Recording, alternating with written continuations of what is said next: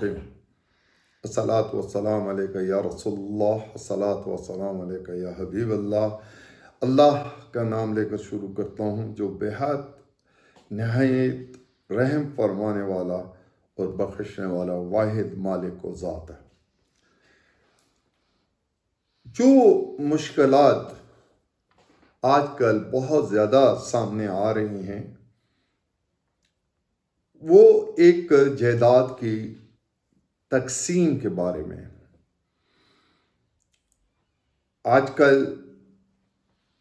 جب شادیاں ہوتی ہیں تو جائیداد لکھائی جاتی ہے حق مہر میں، اور وہ جائیداد یا تو باپ کی ہوتی ہے یا ماں کی یا کسی اور کی ہو، اس کے ملکیتی کاغذات کا ذکر نکاح نامے میں نہیں ہوتا۔ وہ ضروری ہے وہ جائیداد کون سی ہے، کہاں پہ ہے، کس طریقے سے ملکیت میں آئی ہے، اور جس کی ملکیت ہے اس کے دستخط نکاح نامہ پہ موجود ہیں، کیا کوئی اقرار نامہ یا کوئی اور اس طرح کی دستاویز اس سے لی گئی ہے یا نہیں، یہ بہت امپورٹنٹ ہے۔ وہ تقسیم شدہ ہے یا تقسیم کے قابل بھی ہے یا نہیں، پارٹیبل ہے یا ان پارٹیبل ہے، تقسیم ہو سکے گی اگر آپ لے لیں یا نہیں ہو سکے گی۔ یہ وہ عوامل ہیں، وہ فیکٹرز ہیں جن کو اس وقت لکھا جانا چاہیے، کنسیڈر کیا جانا چاہیے اور سمجھنا چاہیے، جو کہ ہم لوگ جذبات میں نہیں کرتے۔ اور اپنے تجربات سے ایک بات والدین کو میں واضح کر دینا چاہتا ہوں کہ حق مہر ہر صورت میں لکھائیے، کیونکہ آج کل بہت فراڈ ہو رہا ہے۔ بہت اچھے خاندان میں رہنے والے لوگ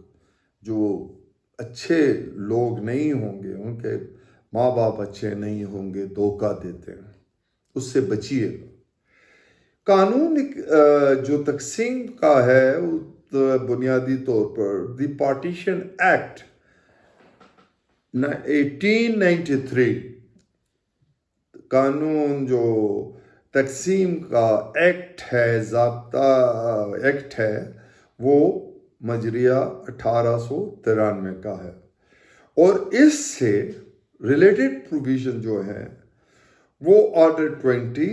رول 18 CPC میں بھی ہیں، اور immovable property, partition of immovable property کا بھی لا ہے۔ میں نے جیسے کہا کہ آپ کو یہ دیکھنا پڑے گا جب آپ یہ جائیداد خرید رہے ہیں یا خرید رہے ہیں یا حق مہر میں آپ کو مل رہی ہے، تو یہ دیکھنا پڑنا بہت ضروری ہے کہ آپ کو لکھ کے دینے والے کی حیثیت کیا ہے، وہ مالک بھی ہے یا نہیں ہے۔ والدہ کی جائیداد ہے تو والدہ لکھ کے دے رہی ہیں، سگنیٹری ہیں یا نہیں ہے۔ قانون باپ کی حصہ پدری لکھا جاتا ہے، وہ ہے،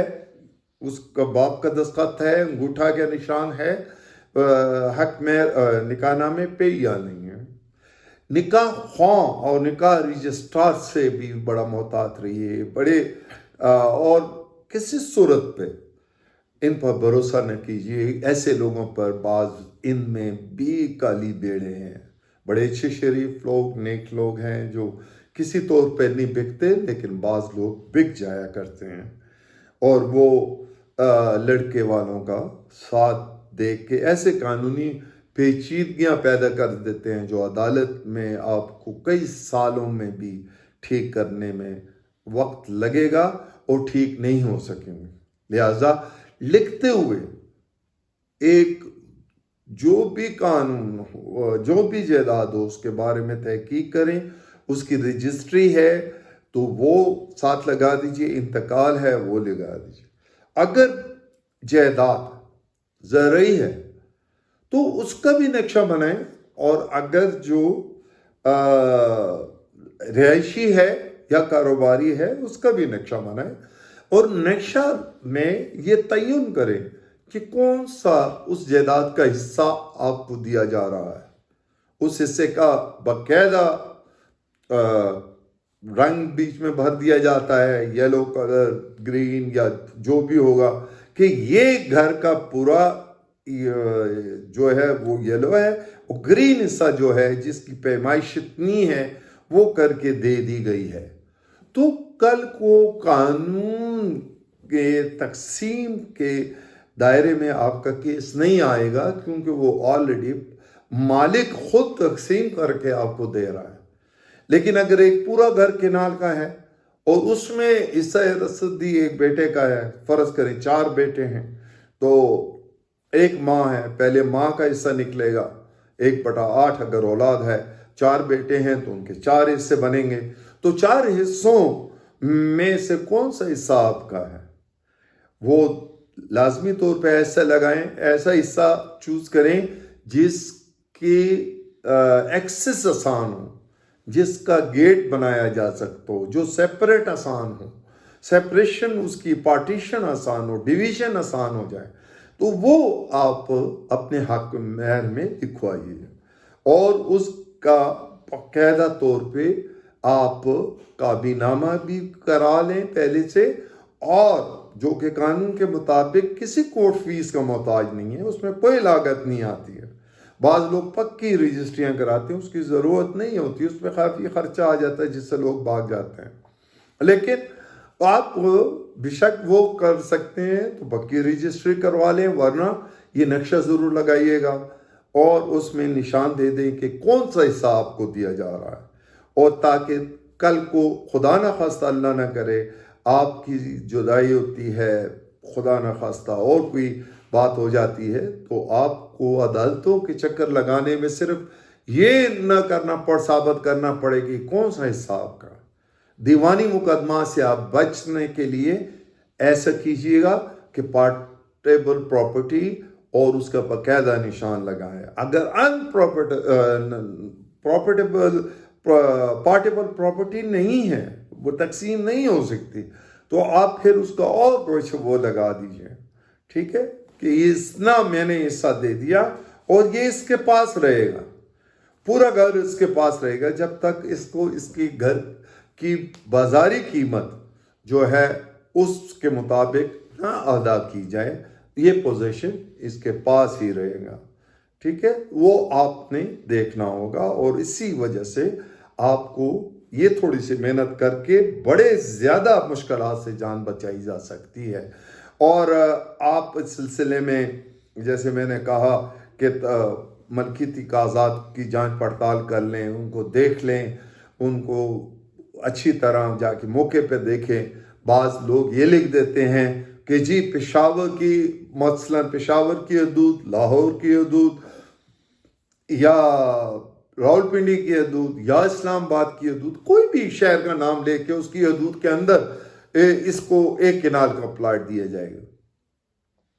پشاور کے علاقے میں مثال دیتا ہوں کیونکہ میں پشاور کا رہائشی ہوں، تو یہاں پہ ایسے علاقے ہیں جن میں ایک کنال 3 کروڑ کا بھی ہے، 4 کروڑ کا بھی ہے، 6 کروڑ کا بھی ہے، 7 کروڑ کا بھی ہے، 10 کروڑ کا بھی ہے رہائشی، اور کمرشل بھی اسی طرح ہیں. اور ایسے علاقے ہیں رہائشی جہاں پہ 4 5 10 لاکھ کا بھی پلاٹ آپ کو مل جائے گا، اور اس کا راستہ بھی نہیں ہوگا. وہ تو کہے گا جی میں نے اس کو یہ لکھ کے دیا ہے کہ میں پشاور کے کہیں بھی کسی بھی علاقے میں کہیں بھی اس کو لے کے دوں گا، تو میں لے کے دے رہا ہوں. تو لہٰذا اس سے بھی بچ کے رہیے. اگر ہوائی طور پہ یہ نہیں لکھنا ہے تو کسی علاقے کا تذکرہ کیجئے، اس کے مطابق لکھیے، فیس لکھیے، اس کا علاقہ دیکھیے کون سا قیمتی ہے، کون سا اچھا ہے، اس کے مطابق لکھیے گا. اگر آپ کو اس بابت یا میری پہلی ویڈیو جو آپ نے دیکھی ہوں تو اس بابت کوئی بھی سوال ہو ضرور ہم سے کیجیے گا. آپ کے سوالات ہی ہماری رہنمائی کریں گے، آپ کی تجاویز جو ہیں، سجیشن ہیں، وہی ہمیں آگے لے کے جائیں گی انشاءاللہ اللہ کے حکم سے، اللہ کے فضل سے، اور نبی کریم کے صدقے خیرات، ان کی قدموں کے خیرات انشاءاللہ ہم آپ کی خدمت میں حاضر ہوں گے. آپ ہمارے لیے دعائیں کیجئے، ہم آپ کے لیے دعائیں کرتے ہیں. اللہ حافظ، اللہ نگہبان.